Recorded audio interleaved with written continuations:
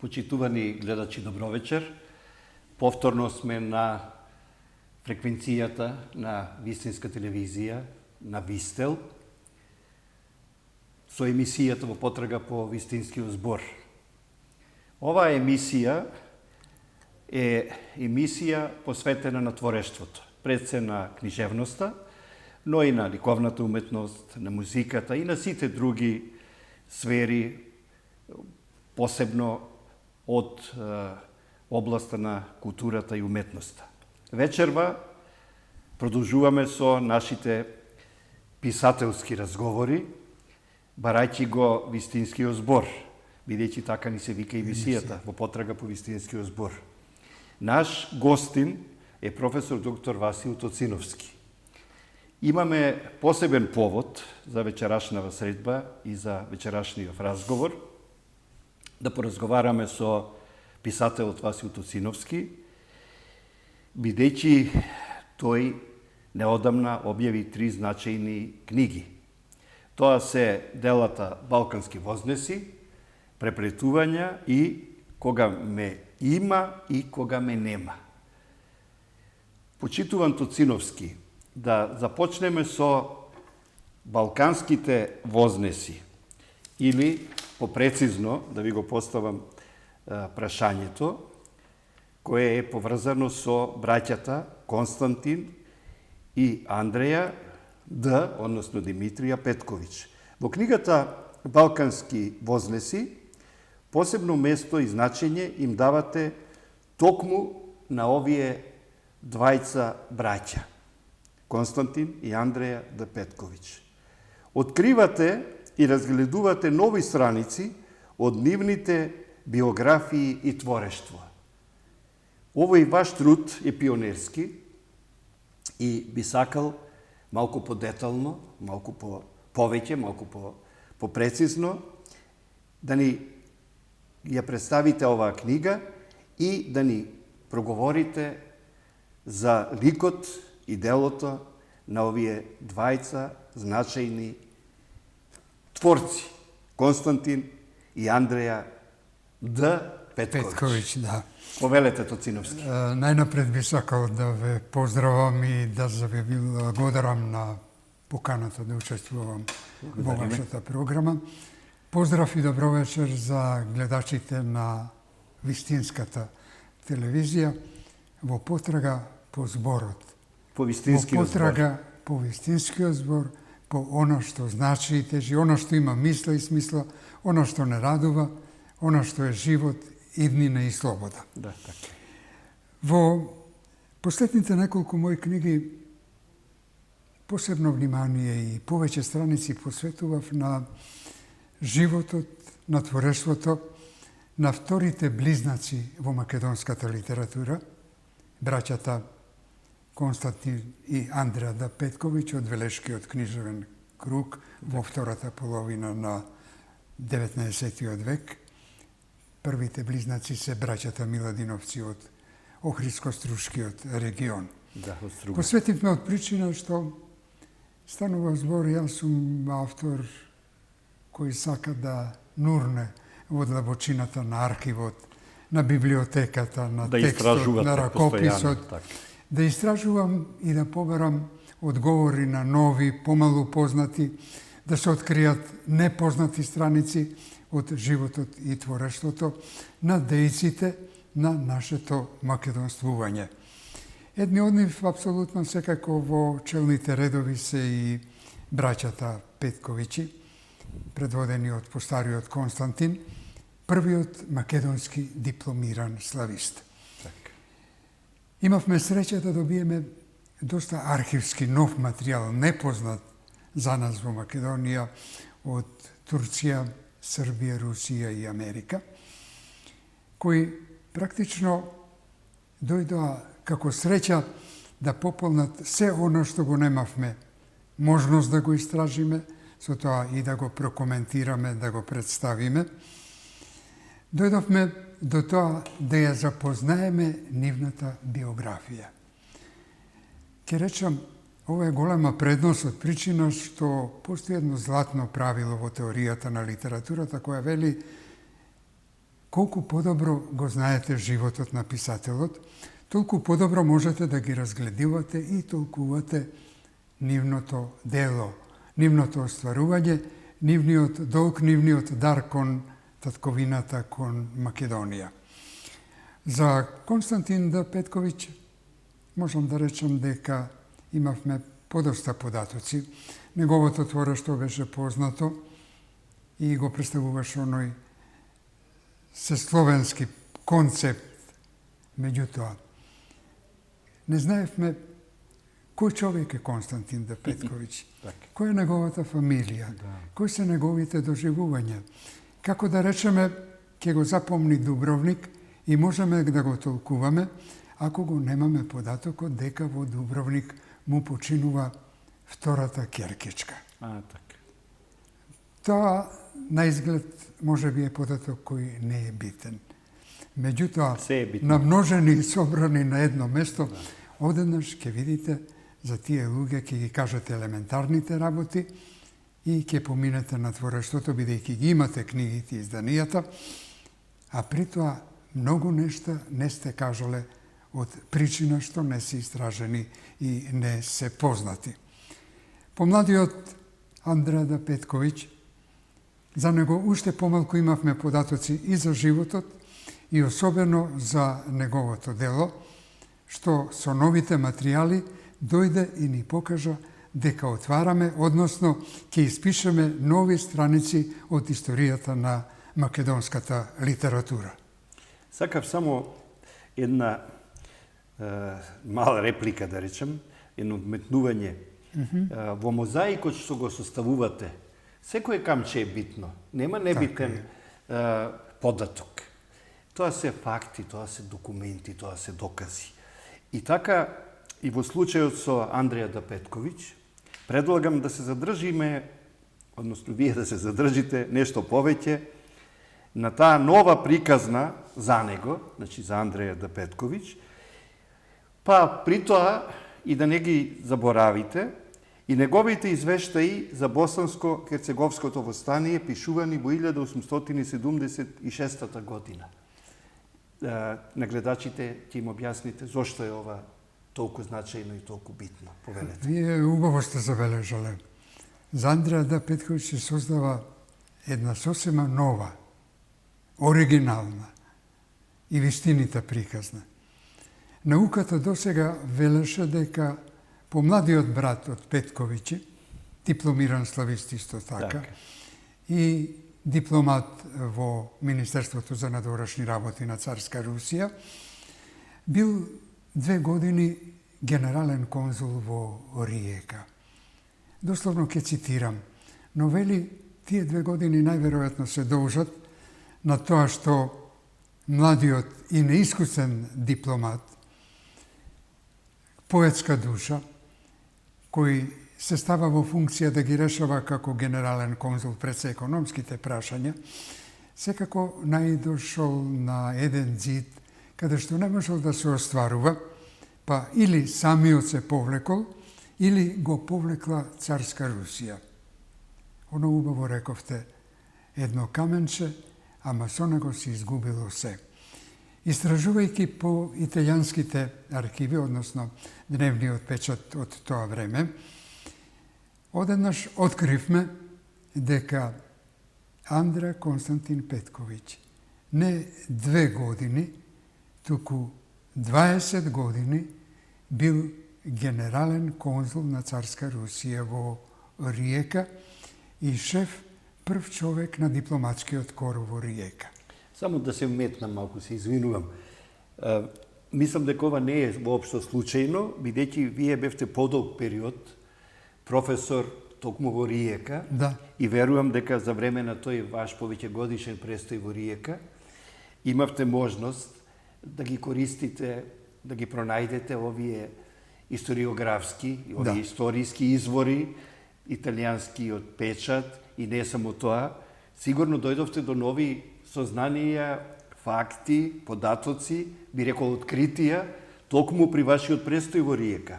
Точно ли е ова? Ово откритие поточно не може да биде, Така, добро. бидејќи тие 7 години ги искористив меѓу другото, Да. низ оно што се вели весникот, каде што се е, особено во дипломатијата, премерено, кажано, умерено и одмерено и домерено, Андреа Петковиќ 20 години бил една брилијантна личност на интелектуалец и дипломат во Хрватска, односно во Риека. Тој не бил само генерален конзул, тој бил културен работник кој организирал гостување на музичари, на театри, ансамбли од Русија во Хрватска, односно во Риека. Самиот тој бил член на библиотеката и не можело да се замисли по значајна меѓународна средба. Односно, тоа е било и негова должност да биде на сите тие мигови во кој пулсира животот на еден град. Откривме, односно тоа е откритие на професорот Горан Калоѓера, Добро. во строгиот центар на Риека, на вториот кат од сината зграда, Да. на пристаништето во Риека, во која 20 години поминал Андреа Петковиќ, и тогаш одново дознавме дека не бил сам, туку со него биле сопругата и неговите дечиња. Така. Андреа Д. Петковиќ е еден прекрасен човек, меѓутоа неговото творештво ни е тотално непознато. Од Екатерина, правнучката на постариот брат Константин Петковиќ, добивме меѓу другите материјали комплетни биографски податоци и за двајцата македонски интелектуалци. И она што радува, ако од Андреа Д. Петковиќ имавме навистина малку работи, познати за анализа, за коментирање, тогаш сега добивме 7, можете да замислите, извештаи, рачно испишани, подпишани од Андреа Петковиќ, упатени до Руското министерство за надворешни работи, како се одвива и што се случува на воениот фронт, односно во Босанско-Херцеговското востание. Познато во историјата уште и како невесинско востание или невесинска пушка. Она за нас што е интересно е колку... Некаде се извинувам, ја има и невесинска буна. Да. Оти тоа невесиње е град во Босна и Херцеговина. Токму таму. И добивме увод да видиме какво око, какви чувства и какви осети имал Андреа Петковиќ како дипломат, да одмери една крајно негативна и најголемо зло на човештвото, војна всушност, каде што се гинело, се гладувало. И нам посебно не интересираше во текстот оние делови, тоа се поголеми обстојни 7 извештаи, каде што ја почувствувавме дарбата на прекрасен раскажувач. На описот, на ликови карактери, откривајќи го дипломатот писател. А сега, балканскиот вознес. Тоа сакав да ве прашам. Кој е вознесот на овој македонски просветител? Како вие, после разгледувањето на тие извештаи и воопшто согледувањето на неговата личност, како вие го толкувате тоа? Кој бил тој негов вознес, бидејќи станува збор за македонски просветител, кој што живеел, работел во Риека, во Хрватска, а сепак не се откажал од корените, од потеклото. Така малку една мала експликација. После ова моја сознание, решавањето на проблемот што во себе го имав, како тоа да се постави, и балкански вознес си го доби тој наслов. Едноставно ме интересира политика, политиканство, кое внесува немир, недоразбирање, сукоби, дека писателите градат мостови, мостови од зуница, мостови на пријателство, доверба и соработка.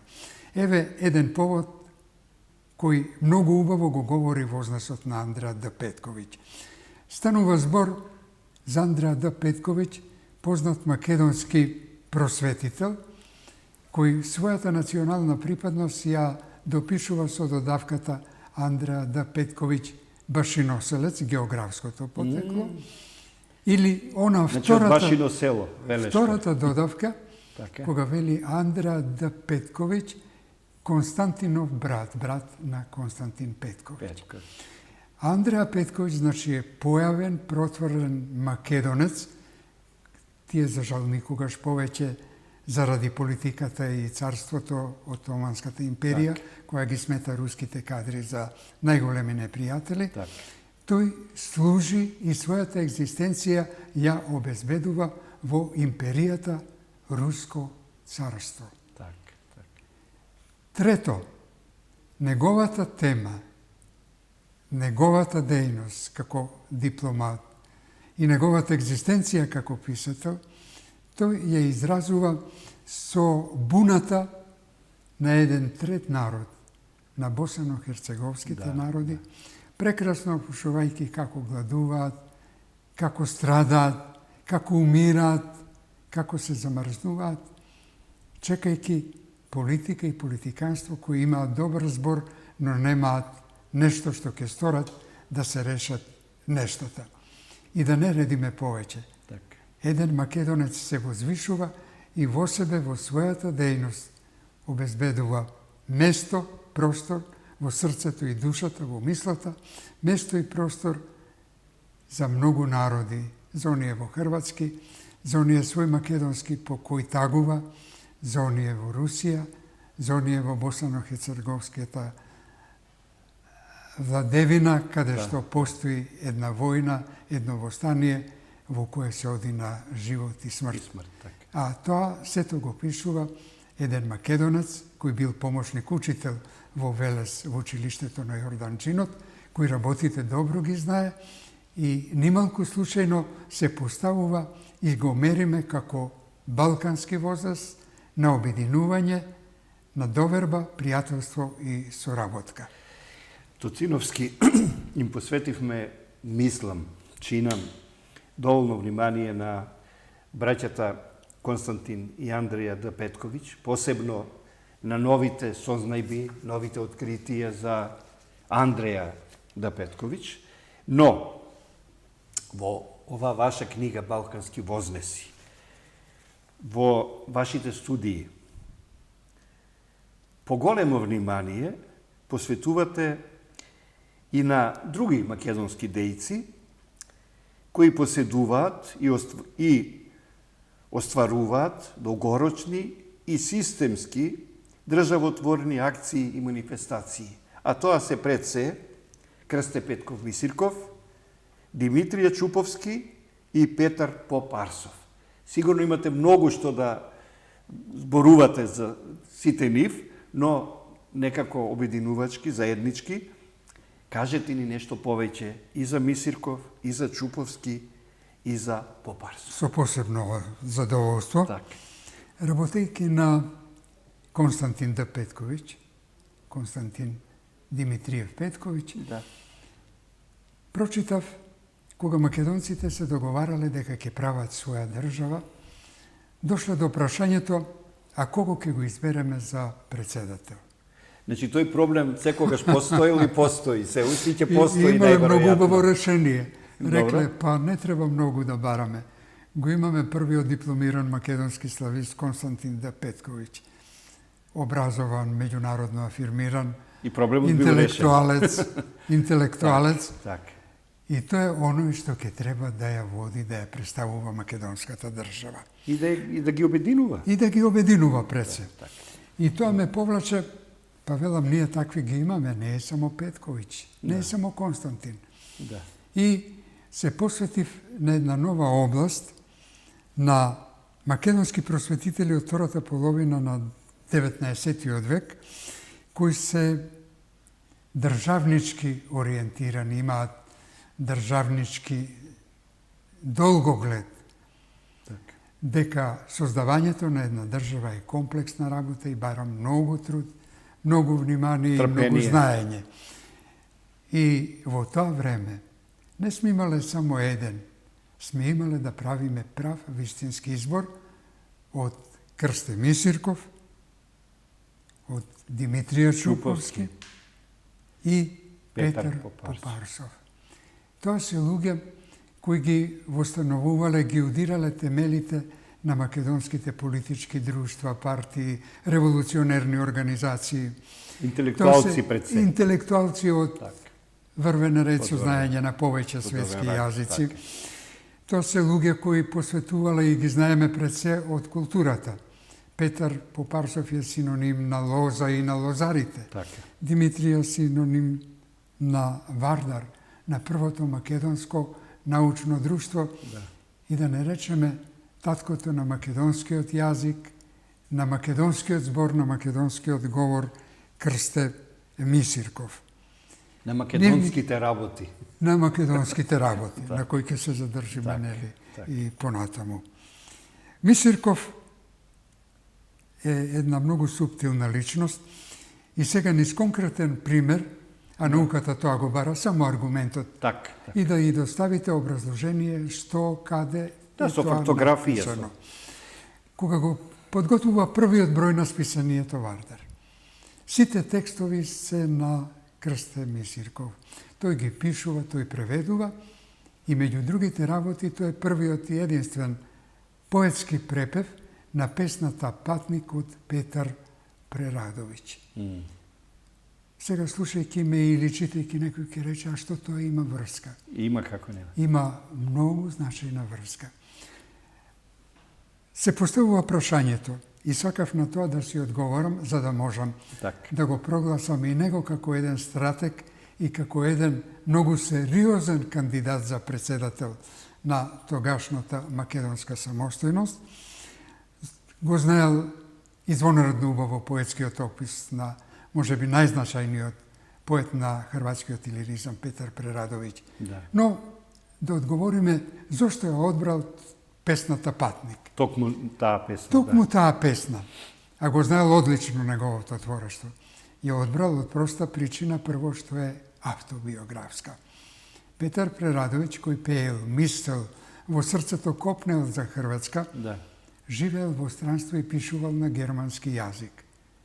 Враќајќи се во Хрватска, тој ја создава песната Патник и во неа ги повикува сите хрвати, било каде расеани по светот, да им се вратат на татковината, Така. да се вратат на народот, да зборуваат и да пишуваат не на германски, туку на својот мајчин хрватски јазик. Да. Мисирков, простете само Да, да. што ова, Да, да.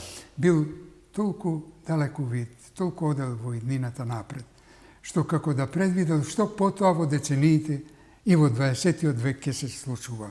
Апсолутно. Неговиот препев, односно примерот дека Патник е песната што треба да ја знаеме, ја препеува на македонски Гого Ивановски, таа е објавена во издание на Скопска култура во посебна книга, а песната Патник со децении наред била составен дел од сите македонски буквари и читанки.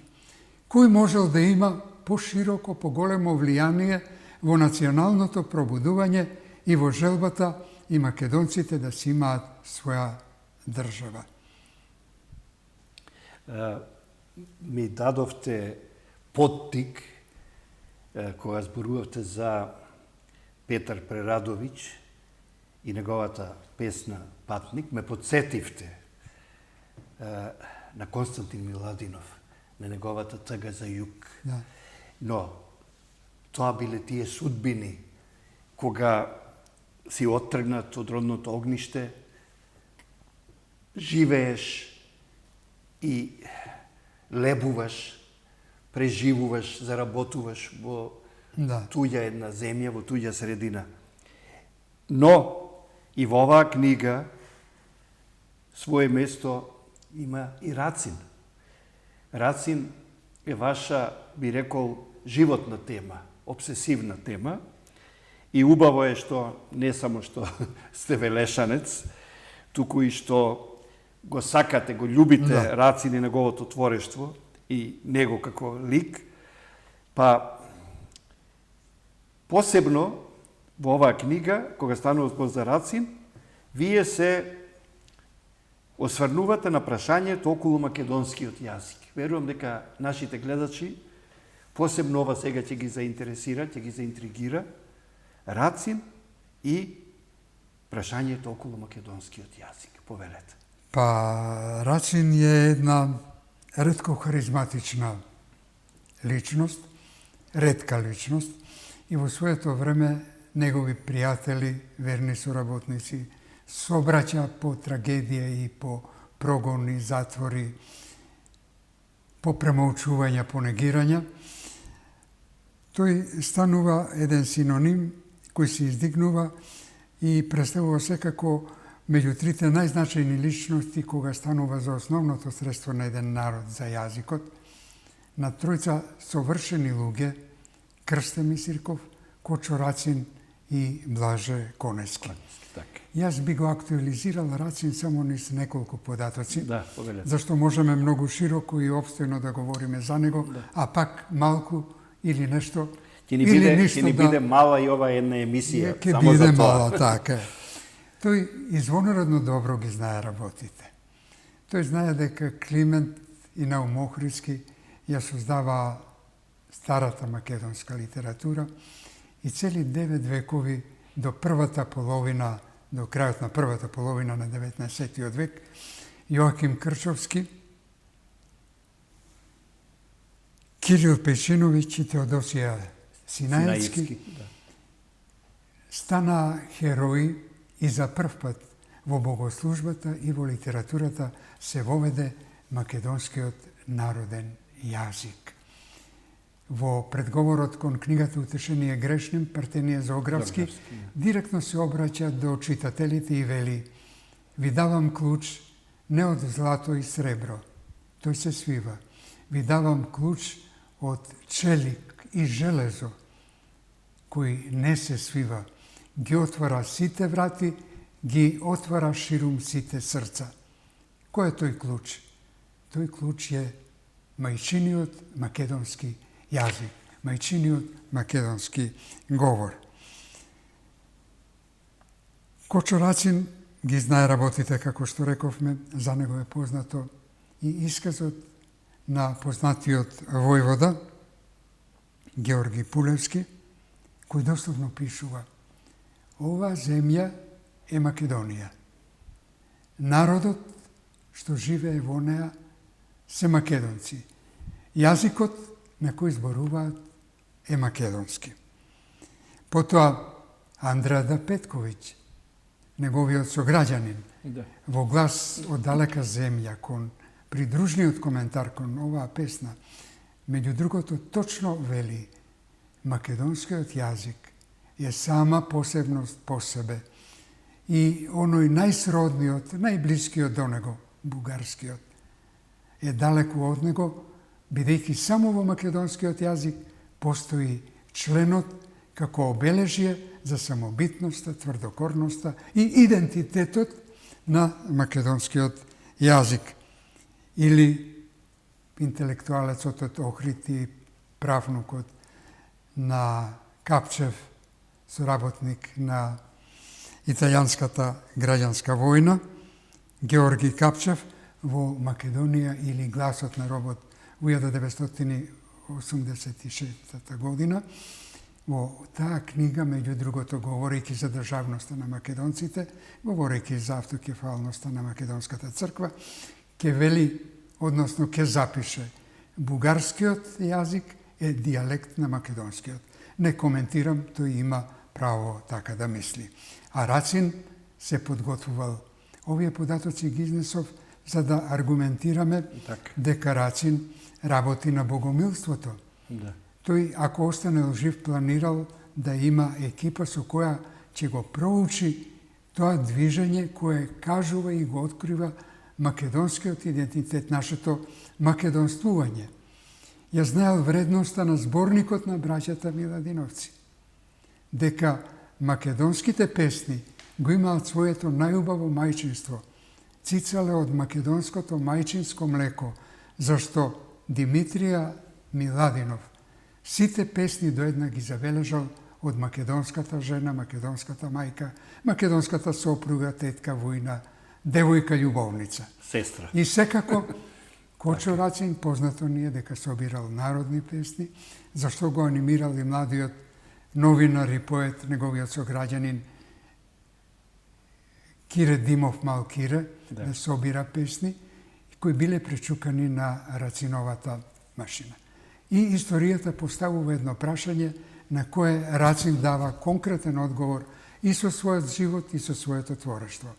На историјата вели, секој народ нема право да има држава, но додава, држава може да има само оној народ кој пролеал многу своја собствена крв за слободата и еднината на татковината. А Македонија има пролеано и долеано премногу крв, премногу жртви, премногу страдања, за да има својата и библиска опстојност, за да има и своји перспективи во еднината, слободата и творештвото. Толку убаво говоревте, не сакав и не смеев да ве прекинам. И ми е многу драго за оваа ваша опстојна експликација, поврзана со Рацин, меѓутоа поврзана со македонскиот јазик, со македонската самобитност. Но ние имаме уште една ваша книга со наслов Заеднички преплетувања, во која посебно внимание мене ми привлече текстот за преводот од ракопис. Ќе сакате ли малку накусо да ни ја представите и оваа ваша книга Преплетувања? Веднаш да кажам, ми се допаѓа и насловот, бидејќи преплетувања, се проткајувања, се вкрстувања, се надополнувања, се спојувања. Па повелете драго ми е што сте го забележала. Да ги разгатнеме малку. И тоа ми е многу драг текст, како што го видовте во тој текст. Се пишува кога ја добив архивата на Македонскиот литературен кружок, комплетната архива, што до тогаш беше една тема која имаше многу непознатици и празнини. Ја добив, но тоа беше ракопис. Чуван, сокријан од властите бугарски, во фиоките, во некои други простори, во која се кажуваше вистината за блескотното поглавје во македонската литература, Македонскиот литературен кружок во Софија, кој постои и действува од 1938 до 1941 година. Во таа книга од нас се сретнав со нешто што знаев дека јас треба да го сработам. Ми беше драго зашто таков материјал и такво откритие не се добива катадневно. Тоа се ретки примери и би бил несреќен или несмасен да ја испуштам, да изгубам таа среќа. Меѓутоа, 250 страници ракопис, дотерувања, дополнувања, забелешки, ливчиња уфрлувани, а јас треба прв пат да преведувам 250 страници до обремно дело, не е тоа една-две страници, бидејќи предизвика огромен резултат она што значеше од Уставот на Македонскиот литературен кружок до 10 членови, а не до 30 членови кои беа за жал и денес, тоа се процесуира и се рекламира, бидејќи беше авторот жив, некаде да ублажавме некои работи, да не ги кажавме зашто на тие актери имаше живи синови, керки, блиски, сродници и од членови од нивното семејство. Чичко Михаил Сматракалев рече не, книгата ќе се објави така како што јас ја напишав. Така и сторив. Друга функција не постои. Меѓутоа, сега пак ќе се вратам на јазикот, што е една актуелна тема. И тогаш побарав од издавачот да ми даде можност, она што ќе биде мој превод, да мине низ најсолидната рака на најдобрите лектори македонски, што тогаш ги имавме, врачниот пар Ташко Ширилов И Велика. и Велика Ширилова, и прекрасно соработувавме. Книгата потоа доби наградата на Сојузот на книжевните преведувачи на Македонија Вања Чашуле. И мене ми е драго што тоа стана книга која стана дел и која покажа дека и овој историјата и вистината се само едно единствено нешто. Тоциновски во 1994 година излезе од печат бележитиот том со наслов Творби на Антон Попов. Труд обемен од 554 страници. По тој повод, професор доктор Гане Тодоровски, академик, ќе напише оти Васил Тоциновски е археолог на македонската литература. Прекрасно кажано, јас се согласувам со тоа. Прочем и целата ова емисија тоа го потврдува, дека сте ви археолог, дека постојано истражувате, дека постојано доаѓате до откритија. На што се должи едно вакво ретко признание? Башка од Гане? Јас не очекував со Гане, кој јас сум негов докторант, што се вели, Така. и негово дете во тие структури на професорството. На сајмот на книгата ја искажа оваа мисла, која се должи во тие 554 страници. Антон Попов беше комплетно и прв пат представен со предговор мој од 90 на страници, неговата поезија, поемата Слушај фронт, неговите раскази, прекрасните, магичните репортажи, патописите, неговата епистоларија, неговите записи, книжевни критики, сеќавања на други, 30 на нови фотографии воопшто до тогаш непознати, но внатре го немаше дневникот на Антон Попов. Так. Видов дека нешто ми недостига, фали, не го внесов и токму тоа, таа педантност, додека не го имам оригиналот, не се прииспитам себе си, а бев предупреден во 2 земји, во државни архиви да не верувам, зашто нема ништо вистинито. И највистинскиот документ може да биде Фалсификуван. сплетка, да биде Злоупотреба. на вистината. Так. А тоа го стори Росица Босева. Јас го гледав дневникот, ракопис. Чудесно е да го имате ракописот на еден прекрасен македонски револуционерот кој се тресела, се плашела Софија. Да го имате неговиот дневник и видов дека ми недостига едно значајно делче од тоа значајното поглавје Нова Македонија. На следната средба отидов кај несудената сопруга, животна сопатничка на Антон Попов, бидејќи тој е Нели Стрелан, Росица Манолева Босева, и го поберав одново да го видам дневникот. Таа веќе заборавила што извлекла, го видов новиот дел од Македонија, од Нова Македонија. Реков дека ќе истрчам да изфотокопирам, нешто го изфотокопирав и во издание на Државниот архив на Македонија дневникот излезе како посебна книга. Ете, затоа Гане го даде оној епитет, знаејќи ја сигурноста, зашто, пак ќе речам, науката го знае аргументот и секогаш ќе ве праша каде е тоа, кој го напишал, кој го потпишал, каде е кажано. Так.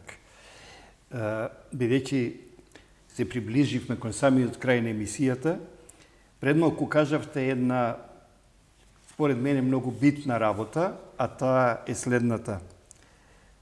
Неверојатно е чувството да држите оригинал, да држите ракопис од некоја знаменита позната личност. Токму благодарејќи ви вас, јас на времето го имав во ракопис од Рацин, неговиот расказ, кој што немаше наслов, па јас му ставив наслов Новак, и го вративме тој ракопис после, меѓутоа, кога ја држите таа хартија, некој што пишувал Рацин, и вие ја имате во вашите раце, тоа е неверојатно чувство. Апсолутно. Сега, бидејќи на вистина доаѓаме кон самиот крај, само ќе кажам дека вие покрај тоа што сте научник, професор, доктор на науки, на книжевност. Можете многу да ни говорите за сродноста, но и за разликите меѓу литературата и науката. Ама сепак, бидејќи нашата емисија се вика во потрага по вистинскиот збор, во некоја друга прилика, друга емисија, ќе говориме повеќе за вашето творештво. Ама, во вашата нова книга, кога ме има и кога ме нема, има една прекрасна песна со наслов Зборот. Да. Посветена токму на зборот. И само уште една реченица да кажам, помнам една ваша синтагма, една ваша реченица, дека убавиот збор и железни порти отвора. И ја помнам ова ваша реченица со години, со децени. Повелете да ја завршиме емисијата со вашата песна Зборот. Еве, станува, мислам дека подобар коментар не може да биде од песната, бидејќи таа го мери, премерува значењето и местото на зборот. Чувај го зборот до последен здив. Одбранија приказната од смртоносен оган, зашто кажаниот е неразбран и непожелен. Заскитан куршум со непозната намера и цел. Премолчи го во тишина. Закопај го длабоко, да не боли, да не пече. Таговно воспеал народот. Кажаниот збор не познава близок и љубен човек. Сам по себе тој е проколната судбина. Непожелен гостин, туѓенец, откорнатик. Закатанчен ковчег, за кого гроб нема. Оти му било проречено на третата вечер да биде самотник и голтар распнат на голем крст од гнило дрво без корен. Мигот е вечност и друга вистина нема. Затоа чувај го зборот, одбранија приказната. Стори го тоа и малку, ако се сакаш себе. Сокри го од блиски, доверливи, мили луѓе. Сочувај му го достоинството. Оти еден збор со себе носи многу недоброи зборови. Сега приказната ти е позната. Предупреден си, додека надвор завива глутница гладна и бесна, сочувај ги зборот и приказната живи и здрави. Така е. И сакам на крајот, со рака, да ви честитам за се досега што имате направено, што правите и што ќе правите допрва, бидејќи, да им кажам на гледачите, дека вие сте еден од најревносните проследувачи на македонската литература.